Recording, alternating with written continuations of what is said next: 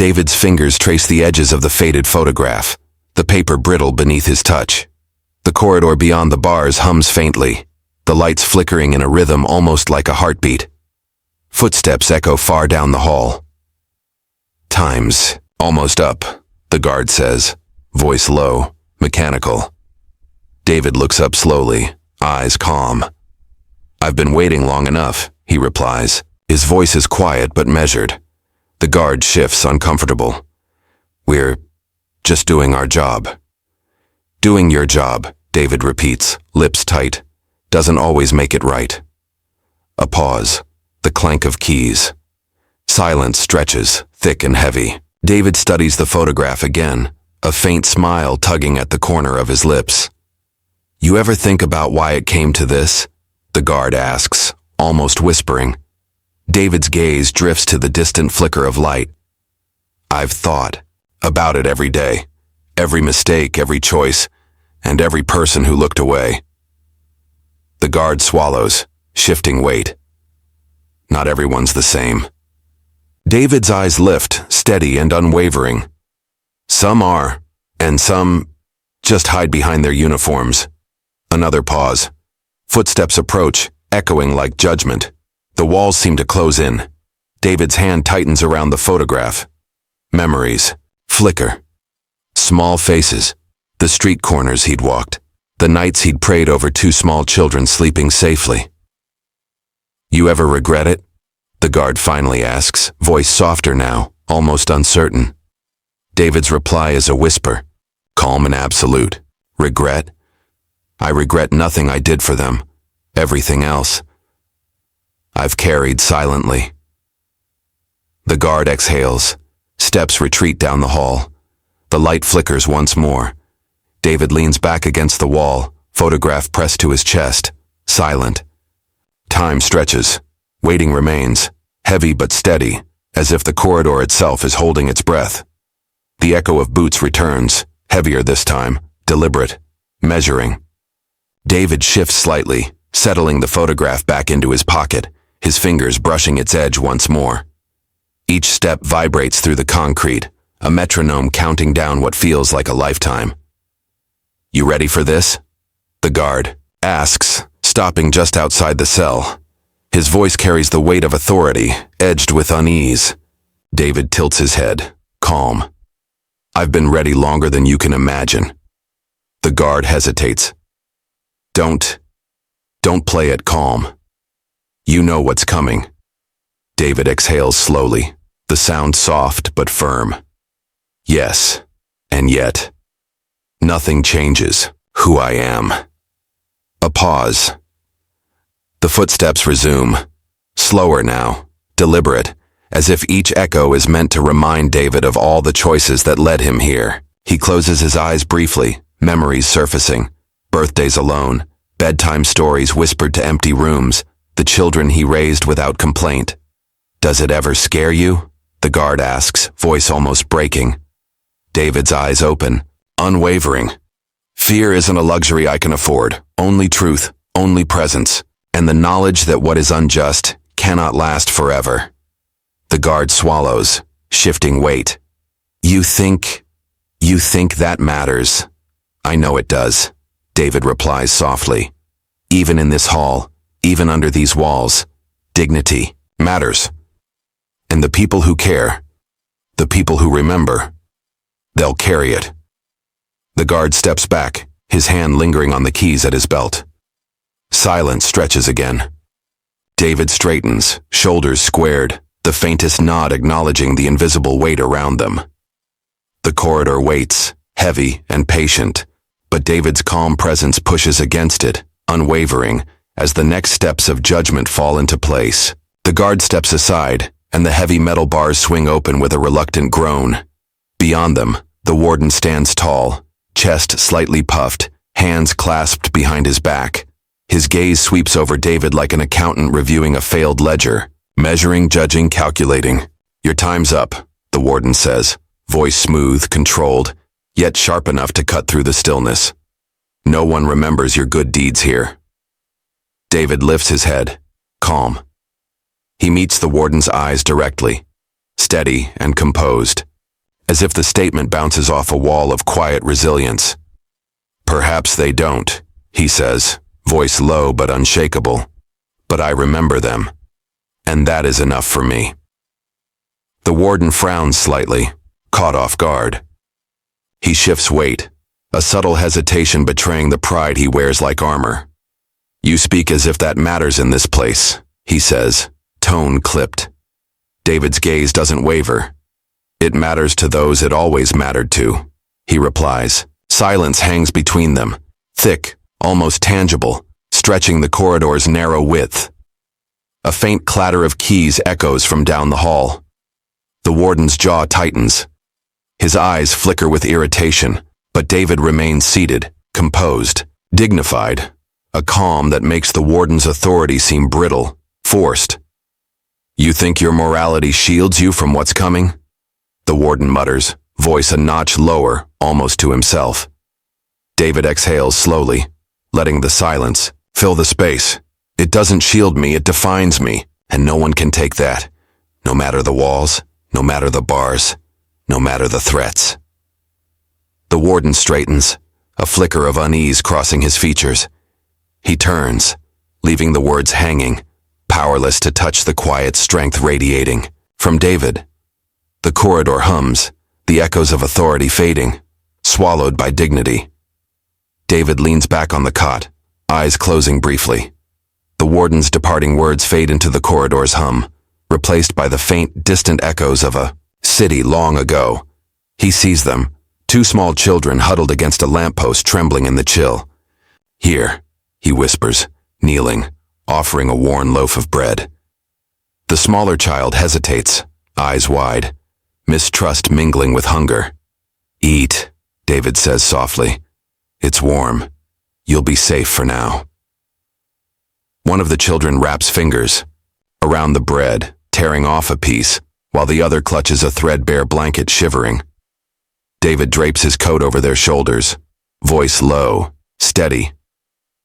"No one should have to face this alone. Not you. Not ever."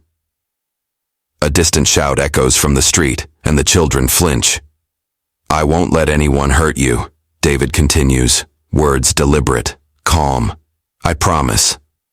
They look at him with wide, uncertain eyes.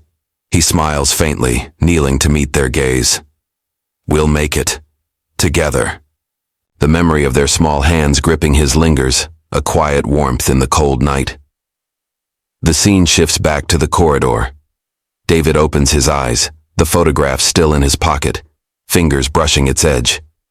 The loyalty he fostered in those children, then small and fragile, now hums like a latent promise in the distance, unseen but undeniable, waiting for its moment. The corridor feels lighter somehow, not in brightness but in purpose. Every hardship endured, every injustice faced, folds back into that early act of care, forming the foundation of unseen support, a seed of retribution and redemption quietly, growing, waiting for the hour it can repay him. David exhales, steady. The echo of past care lingers, a reminder. What is sown in dignity cannot be erased, even by walls, authority, or time. David opens his eyes slowly, letting the harsh fluorescent light wash over the cold concrete walls. Each crack, each chipped corner seems to murmur secrets, faces of those who came before, voices of those silenced, histories etched into the steel bars. A guard's voice calls from the far end. "Lights check. You awake?" "Yes," David replies quietly, his voice steady, always awake. The guard grunts, moving away, leaving only the hum of fluorescent tubes and distant footsteps. David leans back against the wall, fingertips tracing a long, shallow scratch near the cot. Each mark feels like a memory, a silent testimony to endurance and unnoticed suffering. "Does it get easier?" he whispers to no one, the sound barely carrying in the corridor. The words hang, unanswered, but the echo itself feels like a reply. Decades of confinement, decades of injustice, each day shaping him, sharpening his resolve.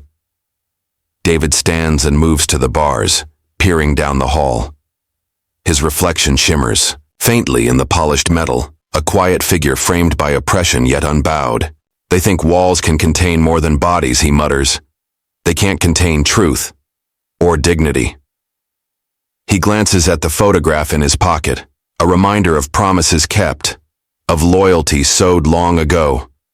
The memory of the children he helped flickers in his mind, a warmth in the cold, a tether to hope amid systemic neglect. The cell remains silent, observing. Concrete, steel, and fluorescent light witness his quiet defiance, the unspoken power in restraint. Each breath David takes is deliberate, measured, a rhythm of dignity against the weight of injustice. And though the walls have watched countless lives crumble, one figure remains steadfast, a quiet blaze of resilience refusing to dim. The corridor hums quietly, the fluorescent lights flickering in rhythm with David's heartbeat. A subtle shift at the door draws his attention. The attorney leans in, voice low, careful, as if afraid even the walls might listen. "Mr. Harris," the attorney whispers, barely audible. "There's something, a detail." They overlooked it. David straightens, eyes narrowing slightly, a calm patience masking the surge of hope rising inside him.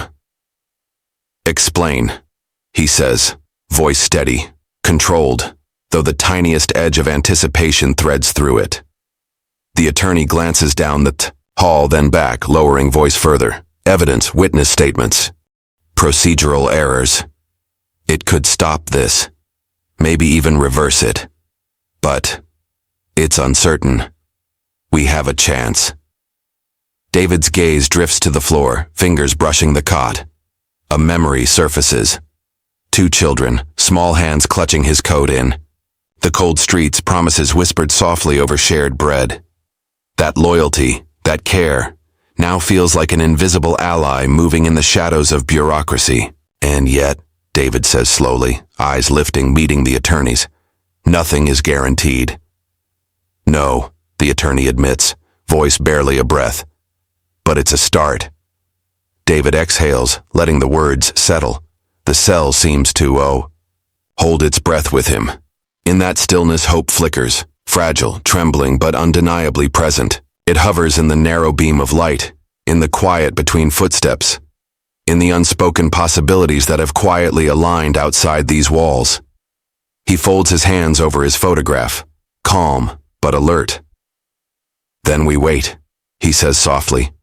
A command and a prayer intertwined, and we see what the world chooses to do. The attorney nods, stepping back, leaving only the hum of fluorescent light.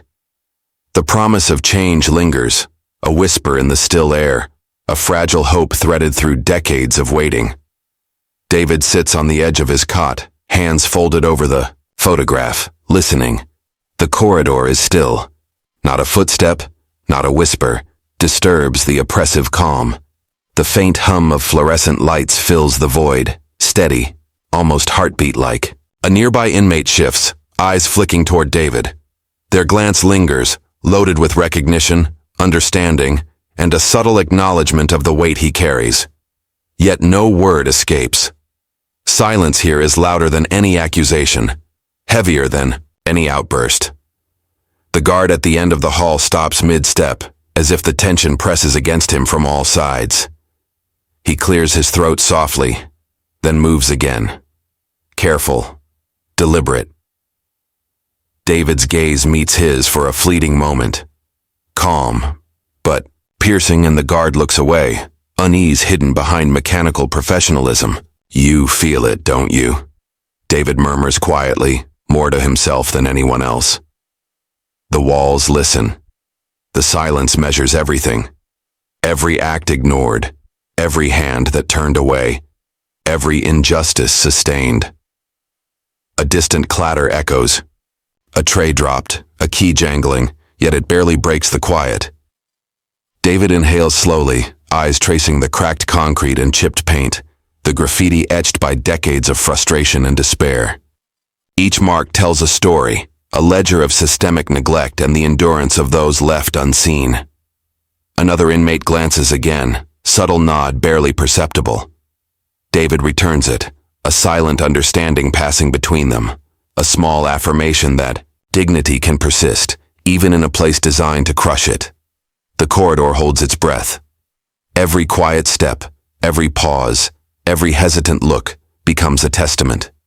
In this muted theater of power, the system's failures are visible, not in words, but in the weight of unspoken acknowledgement. David remains composed, silent, yet radiating a quiet authority that unsettles more than any raised voice could.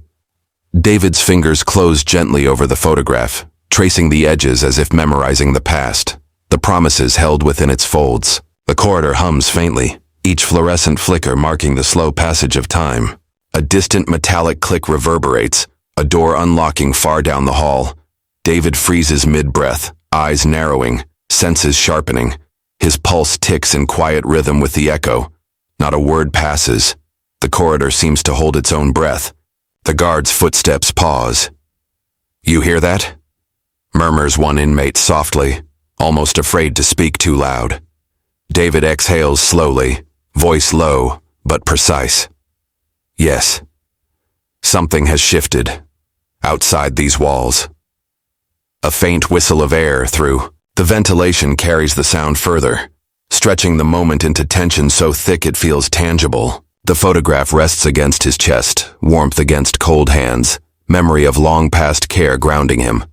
Another inmate glances toward him, curiosity and fear mingling.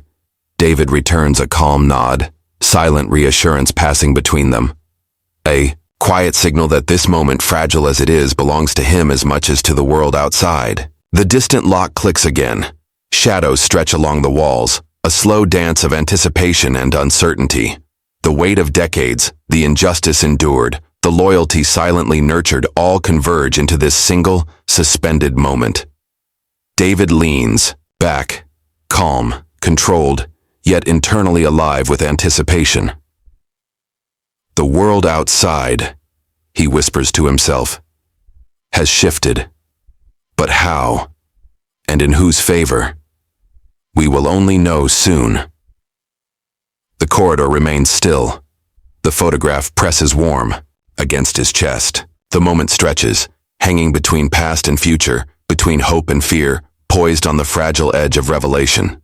Time itself seems to pause as David waits for what may come, every heartbeat carrying the weight of everything he has endured. David sits in the dim light of the holding cell, eyes closed. A soft sigh escapes him, carrying decades of quiet endurance. The memories surface unbidden, the early mornings of a widower's life, cracked sidewalks beneath worn shoes, the smell of coffee brewing in a small kitchen, two children waiting silently at the table. "Breakfast's ready," he murmurs to no one, voice soft, almost reverent. He sees them again, small hands clumsily reaching for toast, sleepy eyes bright with trust. "Hurry, or you'll miss the bus," he would say, patience stretched, thin, yet unwavering. The memory shifts. Courtrooms loom large, the sterile air biting, the judge's eyes distant, disinterested. "Order in the court," echoes in the chamber, but David's words, his pleas for fairness, vanish against walls built for indifference. Lawyers murmur over case files, evidence ignored, witnesses dismissed with a glance. A lawyer's brief muttered comment surfaces. He's overreacting. The evidence is clear. David remembers biting back frustration, swallowing indignation, the helplessness of speaking truth to a system stacked against him. Back in the cell, David touches the photograph in his pocket. Each crease, each faded corner, reminds him of the children, of the life lived quietly, morally, against a world that turned its face. "They forgot us," he whispers, voice steady, controlled, yet heavy with grief. He lifts his eyes to the ceiling, where a single fluorescent tube hums. The walls seem to bear witness to the years of unnoticed effort, the moral labor unrecognized, the bias ingrained, the indifference accepted as law. Each echo of past injustice presses against him, yet beneath it all a quiet resolve persists, unbroken, patient, waiting for the moment justice might finally reckon with what was always true. David's eyes drift to the ceiling, vision blurring, as fragments of the past play like a muted film. That accusation, the one that reshaped his life, surfaces relentlessly. Each detail cuts sharper with every recollection. Evidence mishandled, witnesses dismissed, Voices silenced before they could reach judgment. A faint courtroom echo drifts into his memory. The judge's sigh, heavy and distracted. "Next case," the voice had murmured, eyes scanning papers rather than listening to truth. David recalls swallowing, restraining the frustration that threatened to spill, his pleas dissolving into a wall of indifference. The lawyer's glance flickers briefly toward him, a distracted twitch that spoke volumes. "We'll handle it," the lawyer muttered, as if the phrase alone could shield against bias. David had known better. It was never about law, only perception, and subtle prejudice lurking in every seat, every nod, every stare. He remembers the jury, eyes skimming, attentive only in appearance. Small gestures, a shift of weight, a barely perceptible frown, carved silent verdicts long before words were spoken. The weight of misunderstanding pressed against him, a gravity that compounded every error, every overlooked detail. David exhales, the memory folding back into the dim corridor. His hands brush the photograph tucked inside his coat, grounding him to moments of care, loyalty, and quiet strength. The injustice remains, palpable, yet he meets it without despair. "They saw what they wanted," he whispers, voice low, deliberate. "They heard what fit their world." Silence returns, heavy, but controlled. In that stillness, the subtle threads of systemic bias, once unnoticed, reveal themselves fully. Small, almost invisible, yet shaping a lifetime. And through it all, David sits, steady, composed, his moral clarity undimmed, the quiet prelude to the reckoning still to come. David sits quietly on his cot, hands folded over the photograph, listening to the distant hum of the prison. A soft stir of movement carries from the hallway. Voices, barely audible, drifting like cautious ripples over still water. A reporter leans close to a colleague near the warden's office. Something doesn't add up. The words are whispered, tentative, yet they carry weight, threading through the institutional silence. David's eyes flick to the door, pulse quickening. Hope, fragile and unfamiliar, stirs in the pit of his chest. He inhales slowly, letting the quiet fill him with measured patience. Small shifts can become tides, if tended carefully.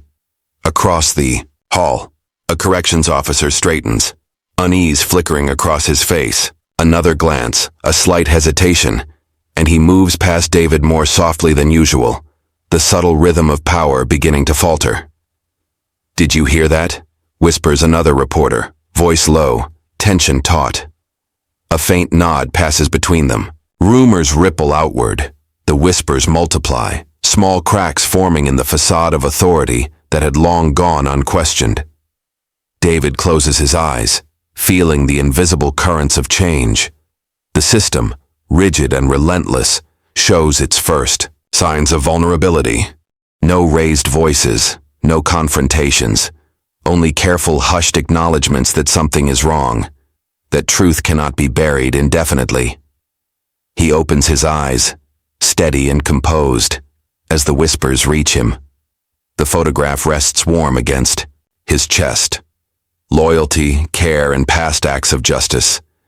They are the unseen allies now quietly aligning.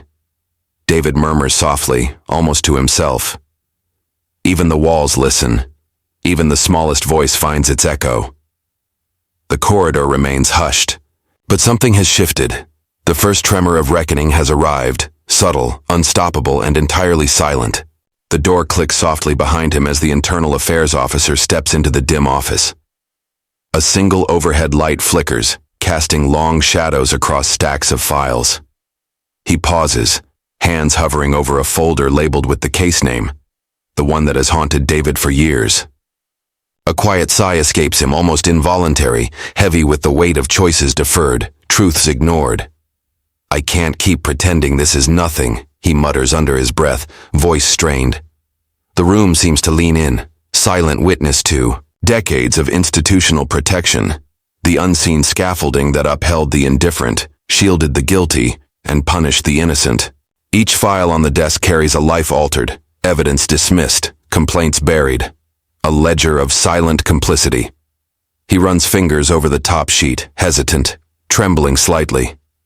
A memory flashes. A conversation long ago. A superior's stern words echoing. "Don't rock the boat. Just file it." That command, innocent at the time, now weighs like a mountain. Footsteps echo faintly from the corridor.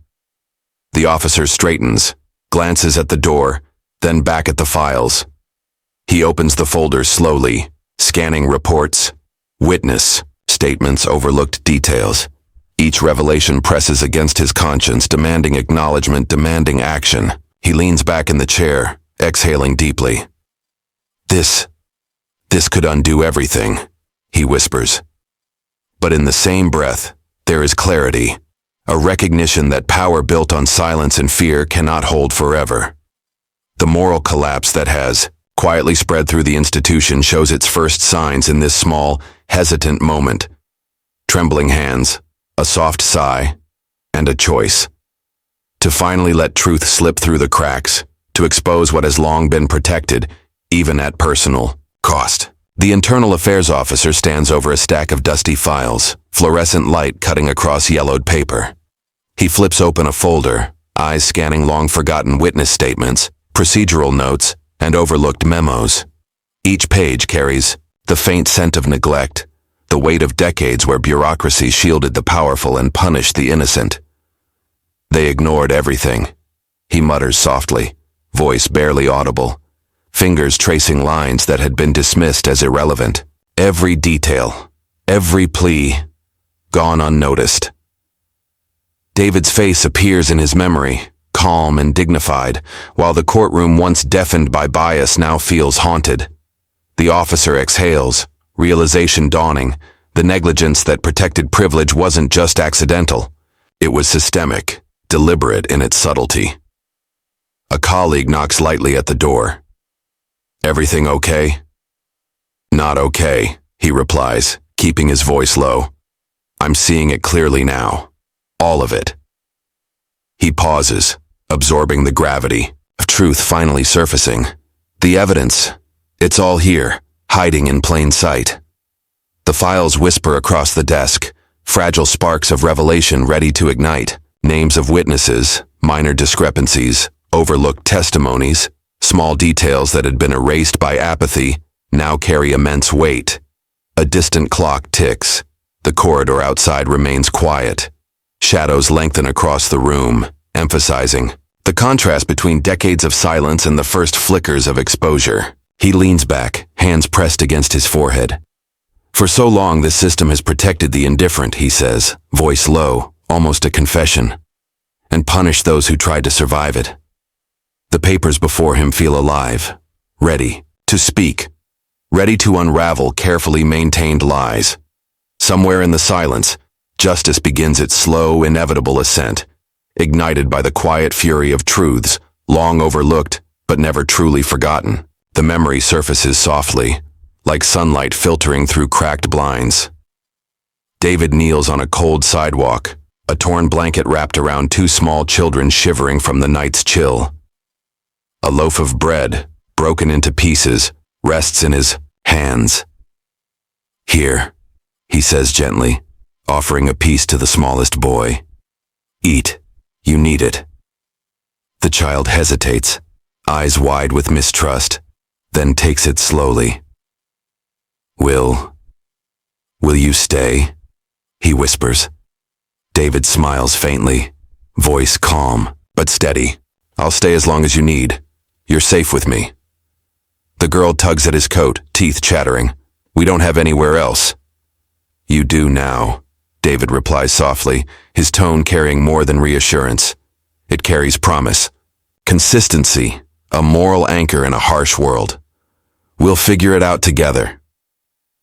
Time folds over itself, showing them learning to cook over a tiny stove, sharing stories, navigating streets, and evading danger. David's patience and care are simple, yet deliberate, small acts of humanity that etch themselves deeply into impressionable minds. Years later, those lessons resonate quietly but powerfully. The children, grown, have retained more than gratitude. They carry insight, morality, and an unspoken loyalty that will one day ripple outward. David's hands brush the photograph again in the present, the memory vivid and warm. You never know what a small gesture can grow into, he murmurs, almost to himself. In this quiet recollection, the narrative emphasizes cause and effect. Compassion, not spectacle, sows enduring change. A life once overlooked now bears the weight of potential salvation. A testament to the unassuming power of integrity, care, and loyalty that quietly waits for the moment it can act. The city hums quietly outside, unaware of the quiet storm brewing within its institutions. In a dim office, a young journalist, once one of David's street wards, types rapidly, eyes sharp, fingers flying over keys. The article is careful, factual, anonymized, exposing abuses long ignored, laying bare patterns of neglect and favoritism. They'll never suspect it comes from us, she murmurs to herself, eyes narrowing at a photograph of her childhood. Protect her. Not yet. Across town, another quietly presses concerns to local officials, advocating reforms subtly, strategically. If we push too hard, they'll shut us out, he whispers into the phone. We need patience and persistence. The invisible network David fostered years ago begins to stir, small but insistent. Loyalty doesn't shout, it ripples. Subtle actions accumulate. Anonymous tips, careful interventions, whispers to those still willing to listen. Change creeps through corridors of power like slow sunlight piercing fog. David sits in his cell, unaware yet attuned. He feels it in the air, the unspoken shifts, the tiny tremors of justice. A report drifts through the system, caught in the hands of those who had ignored wrongdoing for decades. Guards glance uneasily at each other. Administrators pause mid-task, hesitant. They think they are safe, David murmurs softly, a faint smile tugging at his lips. But some things, once planted, cannot be contained. The loyalty cultivated in quiet nights on the streets, in shared meals and whispered guidance, now flexes its unseen strength. The world begins to shift imperceptibly, yet undeniably. Authority trembles not through confrontation, but through revelation, patient, persistent, and morally unyielding.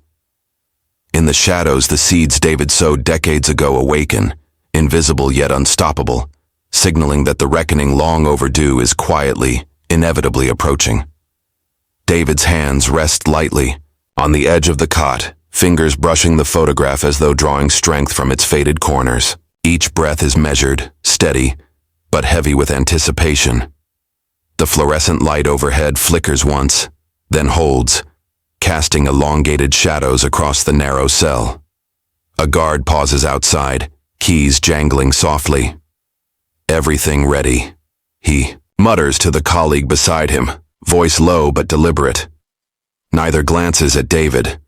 The air carries an unspoken tension, thick and tangible, like the moments before a storm breaks. David inhales, calm, noting every subtle shift, a correction officer's hesitant step, a clerk's quick glance toward the file stacked on the counter.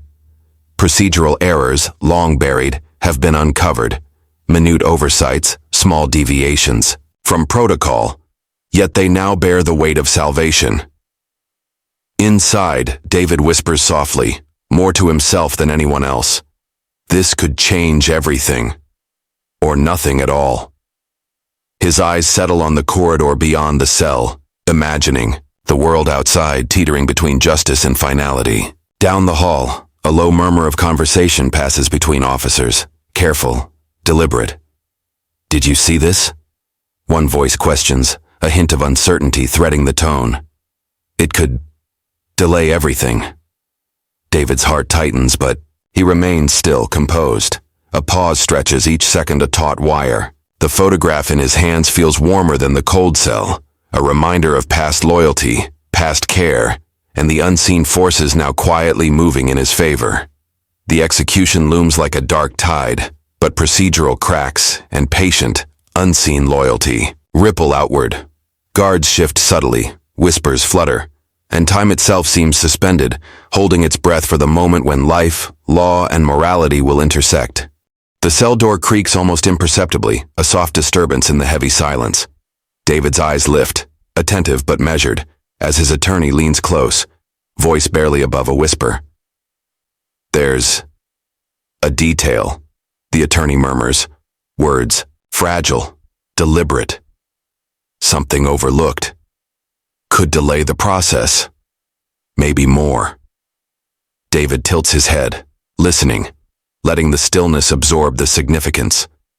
No grand gestures, no dramatic exclamations, only the careful cadence of truth resurfacing. The attorney's hand hovers over a file, trembling slightly, carrying the weight of decades of bureaucratic oversight. He exhales slowly. "After everything, it's just a thread," David says, voice quiet but steady, eyes never leaving the file. A single thread. A distant footstep echoes, soft, almost timid. Guards shift, officers glance at each other, an imperceptible tension threading the hallway. Each movement carries the faintest weight of consequence, the beginning of subtle unraveling. David's mind drifts to all the years lost, to the silence of the courtrooms, the indifference of the jury, the bias that had stalked him from accusation to condemnation. And yet, within that thread, hope trembles, fragile but undeniable. "I've seen worse hidden in plain sight," the attorney whispers again. "It's enough to make them pause." David rests his hands lightly on the photograph, feeling its warmth, the memories of loyalty and care that stretch decades behind him. The cell, cold and confining, seems to breathe with him, holding the tension.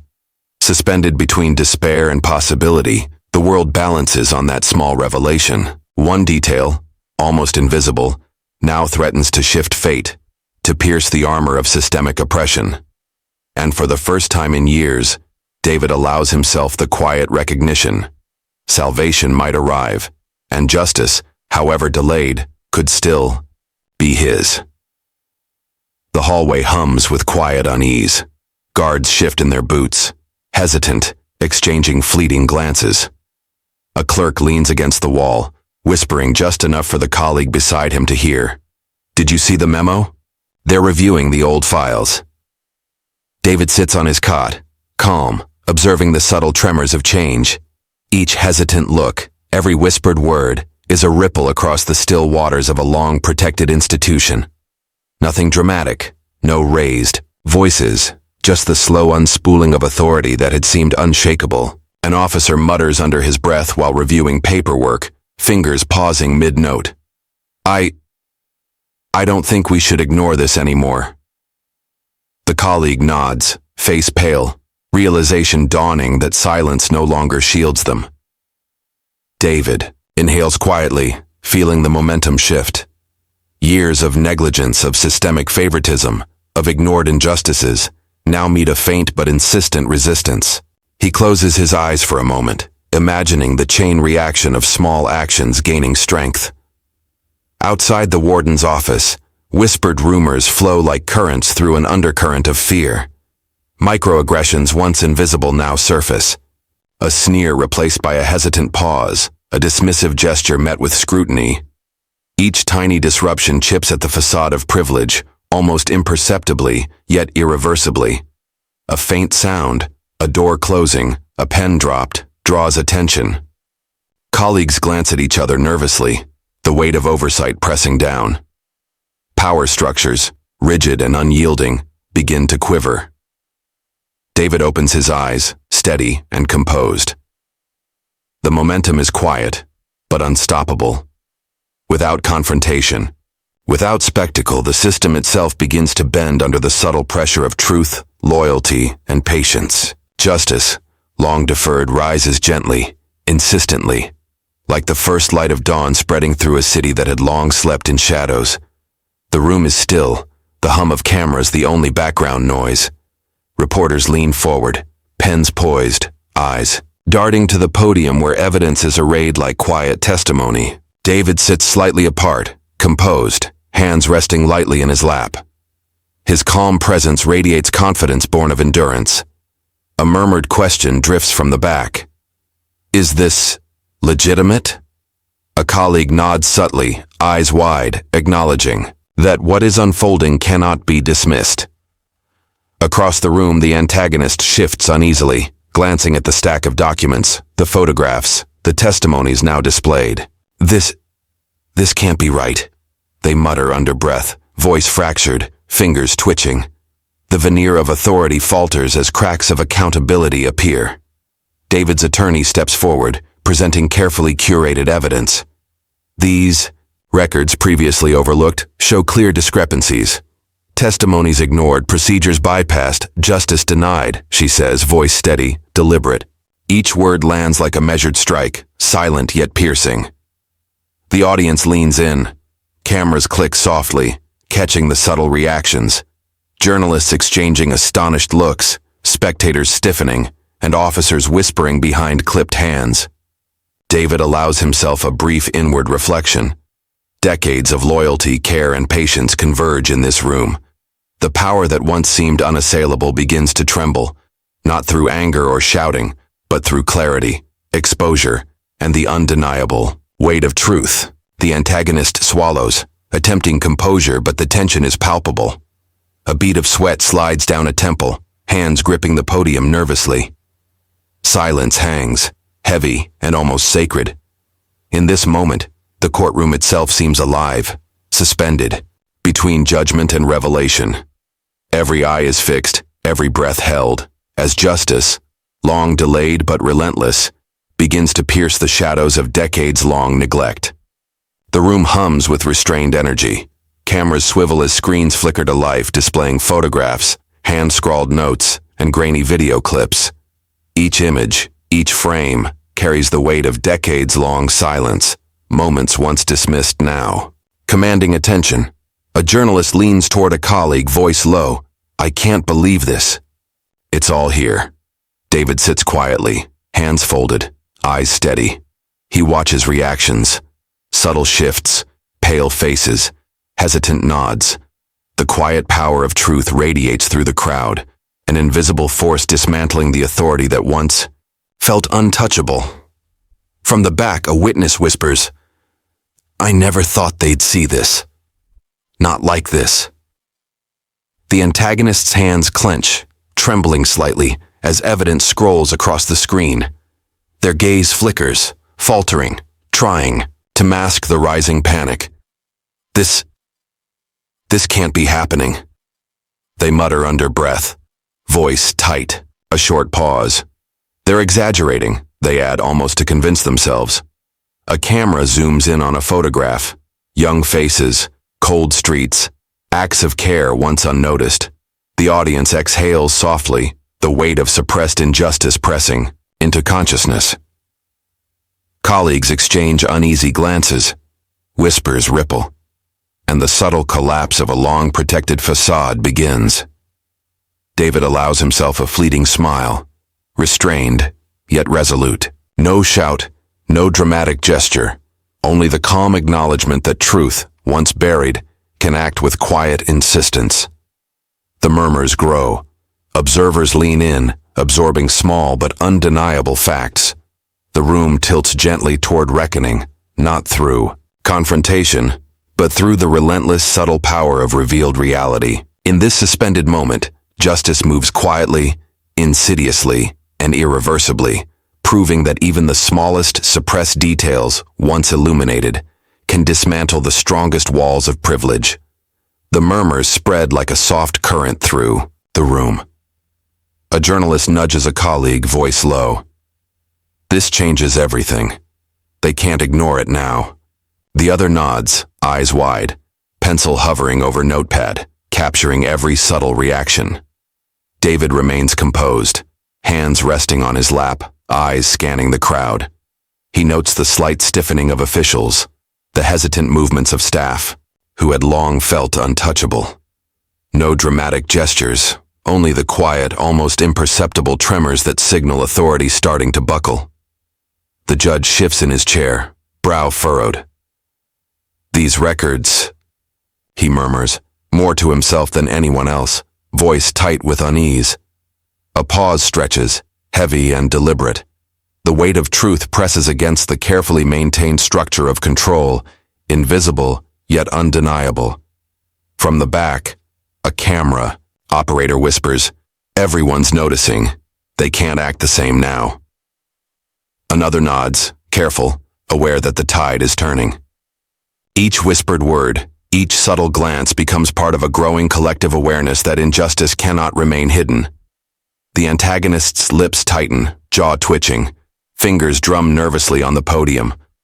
I don't understand, they say, voice fragmented. Even their attempted composure betrays cracks, silent, internal collapses that are more powerful than any public outburst.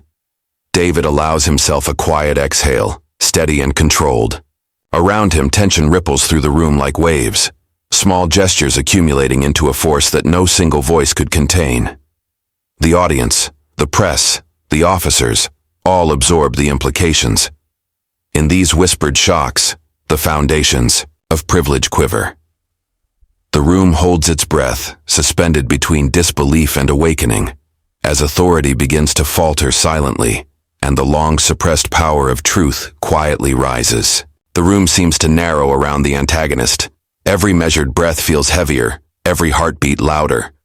Hands clench the edge of the podium, then release, trembling slightly.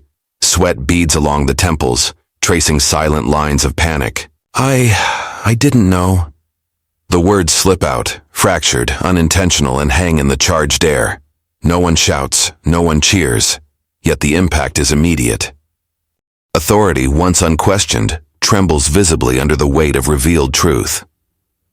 David observes calmly, a quiet pillar amidst the unease. His posture is unassuming, but the stillness radiates strength, emphasizing the stark contrast between composed dignity and floundering power. He does not need to speak.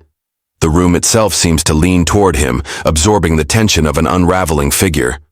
A clerk whispers to a colleague, "Did you hear that? They're cracking." The colleague nods, eyes wide, hands pressed lightly, together.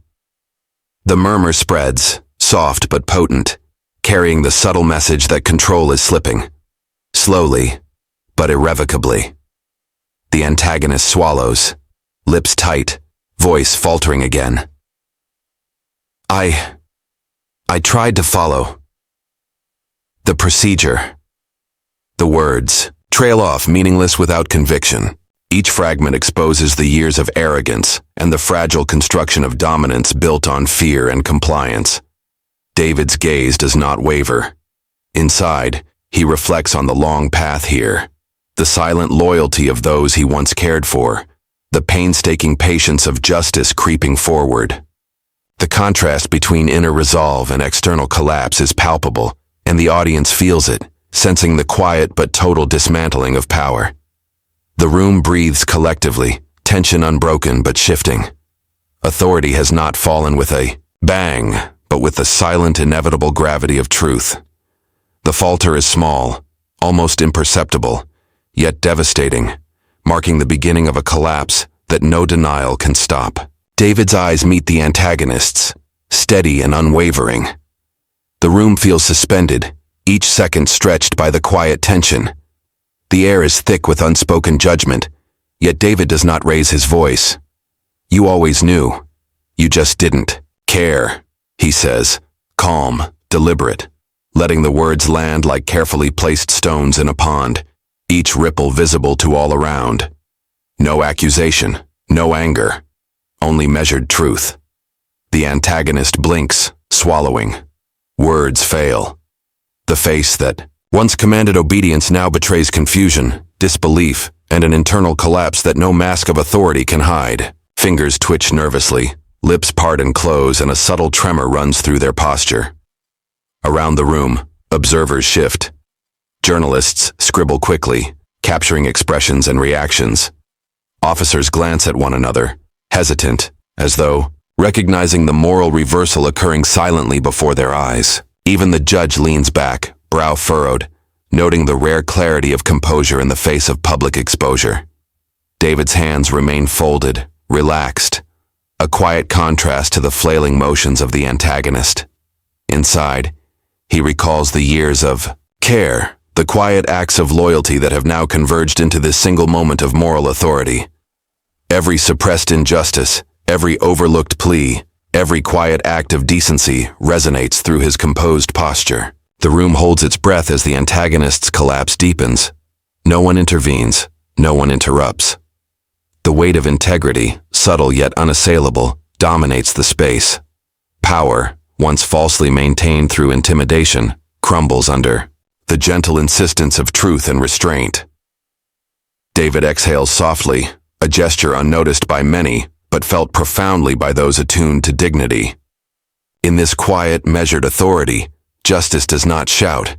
It simply exists, unyielding, undeniable, and morally absolute. Cameras shift to capture fleeting expressions across the room.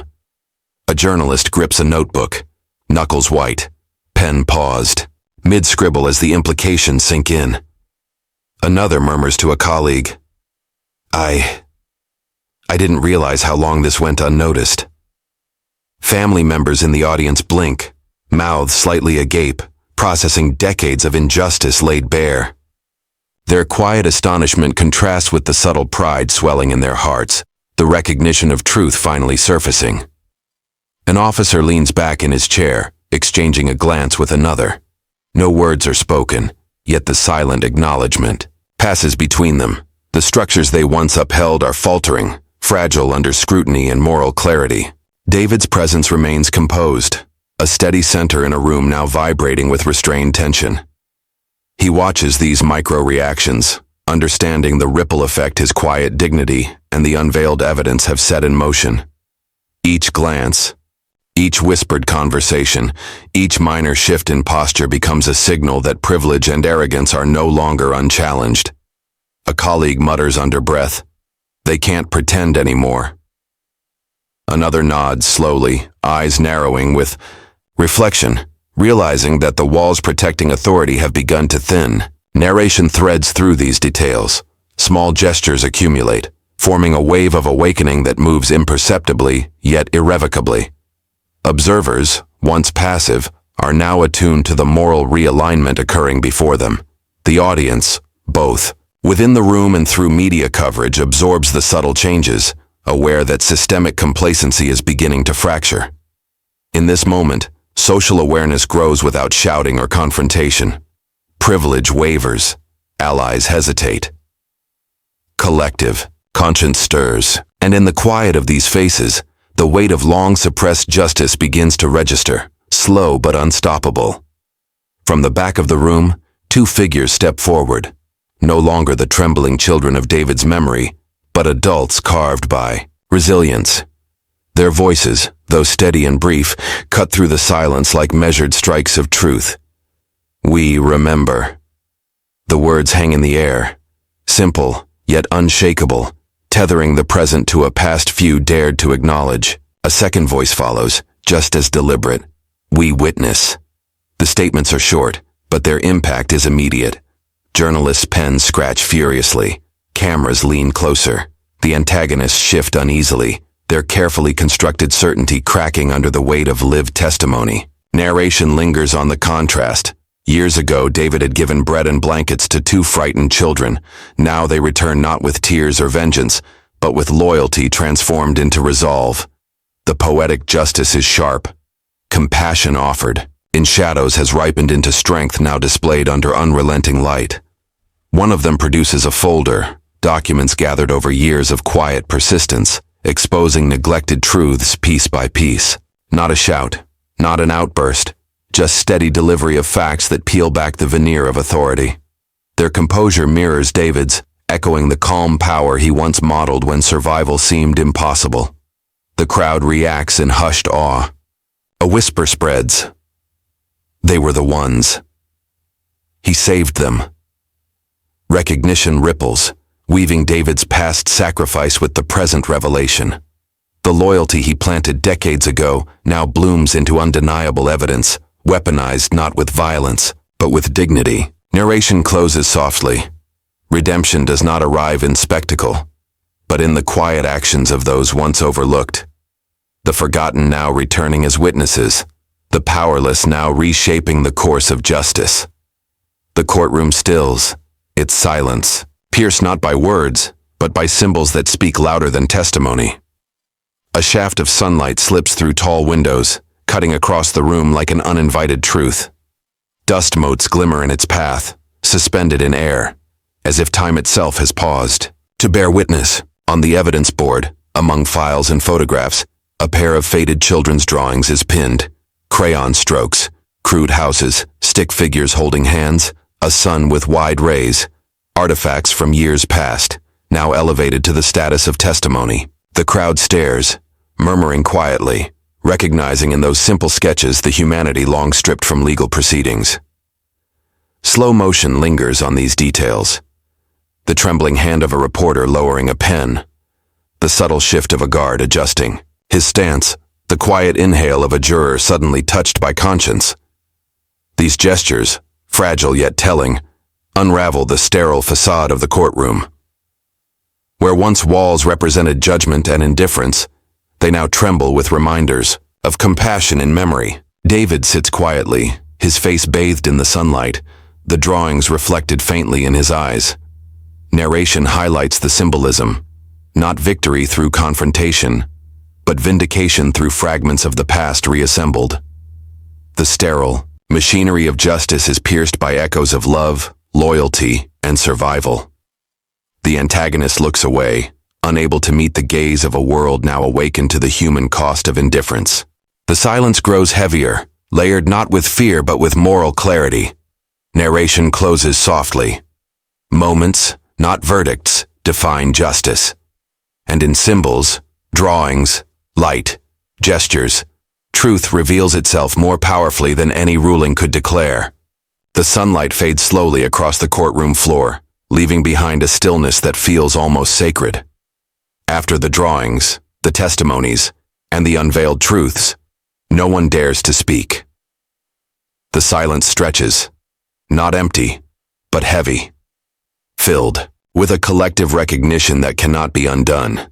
Journalists lower their pens, cameras hum softly, yet no one presses forward. Even the shuffle of paper has ceased, as if the weight of revelation commands reverence. Narration lingers here. It is not the volume of outrage that shifts the world, but the gravity of silence, the shared moment when all see and none can deny. Faces in the gallery are motionless, some pale, others flushed, all caught in the grip of understanding. The jurors avert their eyes from David, though their silence speaks volumes. Guilt, hesitation, regret, a tacit acknowledgement of wrongs, long permitted. The guards, usually rigid, stand awkwardly at attention, their discipline fractured by the moral weight pressing on every corner of the room. David sits unmoved, his calm presence anchoring the stillness. The narration highlights the contrast. A man once voiceless now commands authority without uttering a word. His silence, dignified and resolute, resonates more deeply than the stammered justifications of those who once condemned him. Across the aisle, the prosecutor's hands twitch, lips pressed tight, yet even he does not attempt to speak. His silence, too, is a confession, though unspoken. The entire courtroom seems to hold its breath, balanced on the edge of transformation. Narration closes softly. Justice does not always arrive with the sound of a gavel. Sometimes it arrives in silence, undeniable, immovable, a weight no one can escape. The silence lingers, but within it, something shifts. No longer oppressive, it now carries the resonance of change.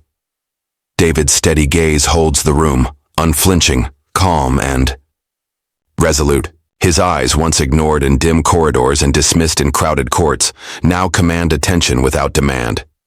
He does not rise, he does not speak, yet his presence is enough. Across from him, the antagonist falters further, reduced to murmurs that betray the collapse of carefully constructed authority. Every fragmented word, procedure, mistake, oversight, sounds hollow, dissolving in the gravity of truth. Narration stresses the contrast.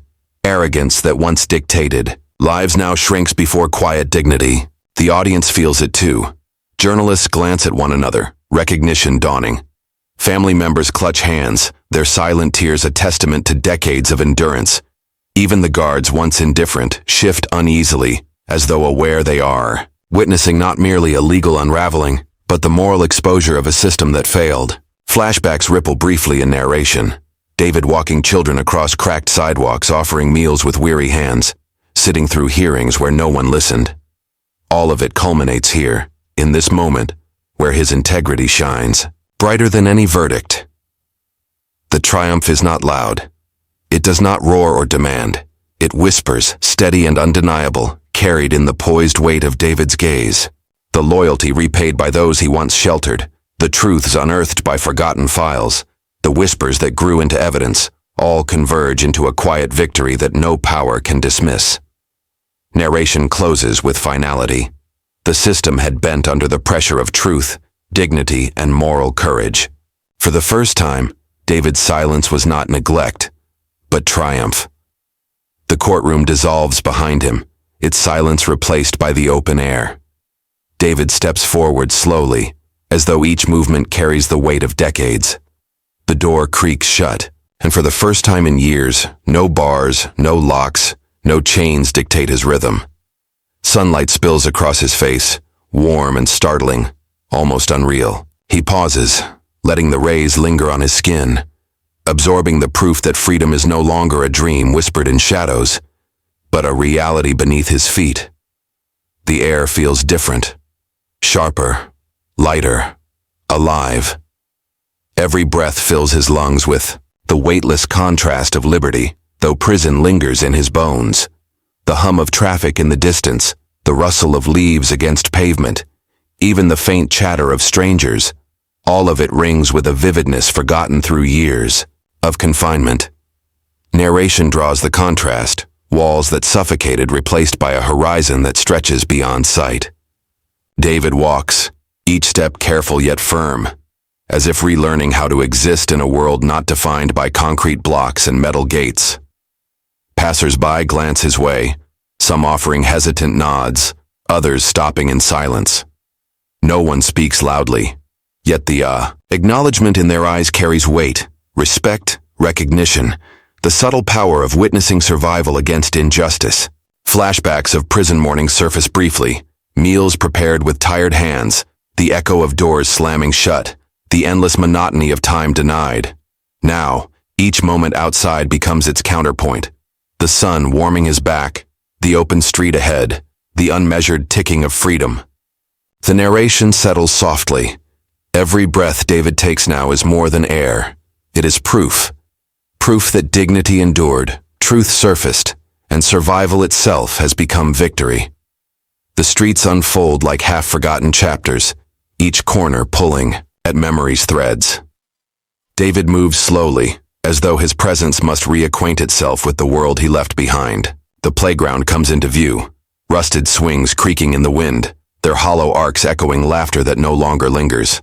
He halts, watching the empty chains sway, a reminder of children he once guided, children now grown, scattered by time's relentless push. Faded murals stretch across brick walls, their colors dulled but still whispering stories of community, resilience, and belonging. David's eyes trace the chipped paint, recalling afternoons when his hands offered bread, shelter, and small fragments of hope to young souls adrift. The images tug at him with both warmth and ache, proof of the life he built despite hardship, yet also evidence of years stolen without return. Narration leans into the paradox, freedom and grief entwined, resilience standing beside loss. For every step forward, shadows accompany him, not as chains but as reminders of sacrifices demanded by injustice. He passes familiar storefronts boarded up, notices how new buildings rise where old ones stood, realizing time has marched mercilessly without his presence. Yet amid the ghosts of absence, small sparks endure. A passerby recognizes him quietly, offering a nod not of pity, but of respect. A child runs past with a burst of laughter, and for a fleeting moment, David feels the echo of what was once denied, the simple, unmeasured joy of life in motion. The narration closes with gentle weight. Every familiar street bears the memory of what was lost, yet David's footsteps declare what survives, hope that endures, even when time cannot be reclaimed. The evening air carries a hush as David turns down a narrow street lined with worn stoops and familiar faces aged by decades. Windows creak open, doors hesitate, and one by one, community members emerge, not with shouts or fanfare, but with glances that weigh as much as words. Their eyes study him carefully, unsure if the man they once knew has returned or if time has turned him into someone else entirely. A neighbor, older now, with silver threading her hair, steps forward. Her voice cracks with the burden of years. "We thought you were gone." The words are neither accusation nor relief, but a simple truth. David's gaze holds steady, his reply low and certain. "I never stopped being here." The silence that follows is not empty, but full, layered, with grief, resilience, and the unspoken acknowledgement of lives that carried on in his absence. One man reaches out, hand trembling slightly, and David clasps it without hesitation. The contact is brief yet electric, binding them again through a history marked by both injustice and endurance. Children watch from behind their parents' legs, sensing significance without understanding. For David, each familiar face is a mirror of stolen years, but also a reminder that his presence was never fully erased, even behind prison walls. Memories, though fractured, return through shared nods and quiet tears. Narration underscores the intimacy of these moments. Closure not achieved through grand declarations, but through the soft endurance of human connection. In the stillness, David realizes that his freedom extends beyond himself. It lives in the people who never forgot, who carried his story in whispers, and who now witness his return as both a wound and a restoration. Back in the city, the air itself feels altered, as though invisible threads of power have begun to fray. What once seemed immovable now stirs beneath the weight of quiet truth. Courtrooms echo differently. Judges hesitate before rendering quick decisions, their pens lingering longer over verdicts. Lawyers who once dismissed pleas with casual indifference now sift more carefully through their files, wary of repeating errors that had been dragged into the light. Within offices, colleagues of the fallen antagonist exchange uneasy glances. Conversations pause when certain names surface, and silence spreads like an unspoken warning. Some avoid eye contact altogether, while others whisper in low tones, fearful that complicity may yet be uncovered. Narration observes these subtle fractures, small adjustments that mark the beginning of reform, though no one dares to call it that aloud. For David, these changes are not visible in sweeping proclamations but in tiny gestures that accumulate into meaning.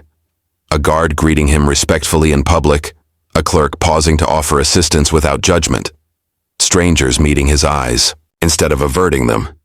These moments, once impossible, now reveal how truth, once unveiled, refuses to retreat into shadows. Community halls stir with cautious hope. Local leaders begin pushing small initiatives, fairer representation, independent oversight committees, new discussions on racial bias. None are revolutionary at first glance, yet each carries the quiet pulse of David's survival, a reminder that the system, though wounded, is not beyond awakening. Narration frames this not as triumph in thunder, but in whisper, justice unfolding in restraint, the slow but undeniable shift of conscience. Decades of silence have broken open, not with riots or chaos, but with the steady erosion of lies, replaced by the enduring power of truth. The noise of the city fades when David closes the door behind him. In the small, dimly lit room he now calls home, he sits at a wooden table worn smooth with age. Spread before him are photographs, corners frayed, colors faded, yet alive with memory. The faces of his children, the smiles of the homeless kids he once sheltered, and the faint, handwritten letters from decades past lie in quiet testament to a life nearly erased. His fingers trace each image slowly, as though reacquainting himself with fragments of a world that endured without him. Inwardly, a monologue forms, not loud, not bitter, but reflective. The walls took years from me, but they couldn't take this They couldn't take what was planted in loyalty, in kindness, in love. Gratitude hums through him like a current, even as the ache of loss remains heavy. He knows he cannot reclaim the mornings missed, the birthdays uncelebrated, the laughter stolen. Yet he also knows that dignity survived, preserved in silence through each trial. The loyalty of those once small children returns to him like an anchor. They had remembered him when the world had not. Their courage, their voices, their insistence on truth had cut through the machinery of oppression. That recognition softens his gaze. For every injustice endured, a bond of human resilience had strengthened in return. Narration lingers on the stillness. A man once caged, now free, holding not anger, but endurance. The photographs remind him that survival itself is an act of defiance, that quiet persistence can outlast cruelty. In solitude, David breathes deeply, aware that while the years may be scarred, the moral triumph is undeniable. His story now etched as proof that dignity does not die in silence. Change does not arrive with fanfare. It begins instead in the quiet corners of the community, in the softened tones of conversations, in the hesitant glances exchanged when old authority figures pass by. A clerk who once dismissed David's pleas now lowers his eyes when their paths cross. A teacher, long accustomed to repeating the official version of events, hesitates before continuing a lesson, aware that students are beginning to question. Whispers thread through the air, small but insistent, echoing in living rooms, street corners, and crowded markets. Narration observes these moments as signs of a subtle but undeniable shift, the collective conscience once dormant, now stirring. Awake. People who once clung to comfort in silence find themselves unsettled, unable to ignore what has been revealed. Some step back, distancing themselves from the authority figures they had served without thought. Others, emboldened by truth, lean forward, voices soft yet steady, gestures small but resolute. It is not a revolution of banners and shouts, but of recognition and retreat from complicity. Privilege begins to crack in the smallest of exchanges. A neighbor refusing to offer the warden his usual greeting. A shopkeeper pausing before serving a man once shielded by power. These gestures accumulate, carrying weight not in noise but in number. For David, moving quietly among them, the air feels different. Strangers nod, some briefly meeting his gaze, others whispering his name with reverence. Each acknowledgement carries the resonance of years denied and truths finally spoken. Narration underscores the inevitability of this transformation. Systemic change rarely comes all at once. But here, in the subtle collapse of unquestioned privilege, the first ripples spread outward, steady and irreversible. The evening settles softly, the weight of the day giving way to a gentler quiet. David sits in a modest living room, its walls lined with photographs that survived the passing years, faded smiles, fragments of time that seem almost borrowed. The air is still, touched only by the hum of a distant street lamp. He does not speak much. Silence now carries the meaning that words once strained to bear. Across from him sits one of the children he once sheltered, no longer a child, but an adult tempered by struggle. Their voice drops to a whisper, almost as if afraid to disturb the fragile peace, but we never forgot. The words hang in the air, not demanding, not sorrowful, but steady, a reminder of loyalty carried through years of absence. David's reply is just as quiet. Neither did I. His tone is neither heavy nor triumphant. It carries the simple truth of endurance, of memory held firm through hardship. Narration reflects on the power of this exchange. No grand gestures, no courtroom spectacle, just two souls tethered by a past of pain and resilience, meeting at last in recognition. The moment lingers, a culmination of loyalty and redemption realized not in noise but in stillness. Shadows stretch across the room, and for the first time in decades, David allows himself the smallest smile, the kind born not of victory but of peace reclaimed. Here, in the quiet evening, the arc of his story folds into itself. Injustice confronted, truth revealed, and dignity preserved. Closure does not roar. It whispers. And in that whisper lies the truest triumph, The moral victory that requires no stage, only the unbroken bond between memory and survival. The quiet victory does not end with David's release. Its echoes continue, reshaping the spaces once ruled by silence and complicity. The antagonist, once a figure of unquestioned authority, now moves through corridors stripped of respect. Career prospects dissolve, allies distance themselves, and the veneer of untouchable power disintegrates. It is not rage or revenge that dismantles their influence, but the quiet weight of truth, undeniable, irreversible, and persistent. Public perception shifts in small but steady waves. Neighbors who once turned their eyes away now whisper differently, in marketplaces and classrooms. Students study the case as an emblem of systemic failure, while younger officials step cautiously, more aware of the scrutiny their roles demand. Change does not arrive as a sweeping revolution, but as a gradual, enduring awakening, the recognition that unchecked privilege falters when dignity refuses to yield. David himself does not linger on revenge. He becomes a quiet symbol, not by choice but by presence. Each step he takes through the community reminds others that injustice, however deeply buried, can still unravel. The children he once sheltered, now adults who helped carry the truth forward, embody this ripple effect. Living proof that compassion outlasts cruelty and that loyalty sown in hardship grows into quiet resilience that cannot be erased. Narration underlines that the true triumph lies not in the fall of one antagonist, but in the bending of an entire structure. Power, once rigid, begins to bend under the subtle, relentless pressure of truth. Even the smallest acts, a whispered acknowledgement, a shared testimony, a silent refusal to forget, resonate outward, destabilizing what once seemed unshakable. The enduring impact is clear. Justice may whisper, but its echoes reshape generations. The world does not transform overnight, yet David senses the tremors of change as he stands at the edge of a quiet park. In the distance, children's laughter rises, unrestrained, echoing against the fading daylight. Their joy becomes more than sound. It is a vision of what endurance has preserved and what courage has made possible. Years of confinement and injustice once threatened to silence him forever, yet here he stands, bearing witness to futures untouched by the chains he carried. Narration underscores the delicate thread between past and present. Each swing that arcs into the sky, each ball that skips across the grass, carries symbolic weight, reminders that suffering, when met with dignity, can pave the way for liberation that extends beyond a single life. The children do not know his story in detail, but their freedom reflects it. For small acts of courage ripple forward invisibly, shaping spaces they now inherit. David does not seek to claim their laughter as his triumph, yet he recognizes its meaning.